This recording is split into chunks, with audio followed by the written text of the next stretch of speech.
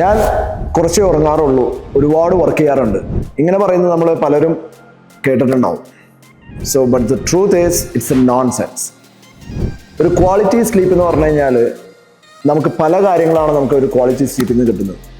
ഒന്ന്, muscle growth, recovery, അതേപോലെ നമുക്ക് ഇമ്മ്യൂൺ സിസ്റ്റം ബിൽഡപ്പ് ചെയ്യുക, ബ്രെയിൻ ഫങ്ഷൻ, വെയിറ്റ് കൺട്രോൾ.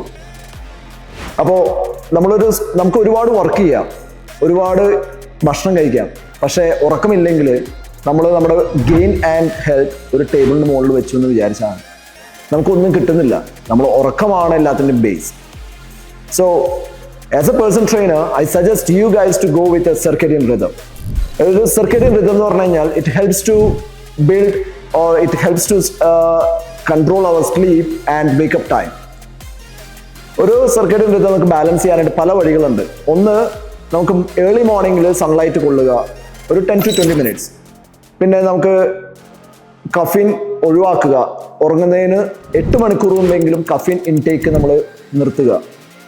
അതേപോലെ നമ്മൾ സ്ക്രീനിങ്, നമ്മൾ ടി വി കാണുന്നത്, എല്ലാവരും ഫോൺ കിടക്കുന്നതിന് മുമ്പ് യൂസ് ചെയ്യാറുണ്ട്, അത് ഒഴിവാക്കുക.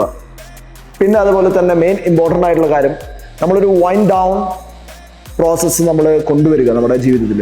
വൈൻഡ് ഡൗൺ എന്ന് പറഞ്ഞു കഴിഞ്ഞാൽ നമ്മൾ ഉറങ്ങുന്നതിന് മുമ്പ് ബുക്ക് വായിക്കുകയോ ബ്രീത്തിങ് പ്രാക്ടീസ് ചെയ്യുകയോ അല്ലെങ്കിൽ സ്ട്രെച്ച് ചെയ്യുകയോ ഇതൊക്കെ ചെയ്തതിന് ശേഷം ഉറങ്ങാൻ പോവുക. നമുക്കൊരു നല്ലൊരു ഡീപ്പ് സ്ലീപ്പ് നമുക്ക് കിട്ടും. So I suggest you guys to sleep well and stay healthy.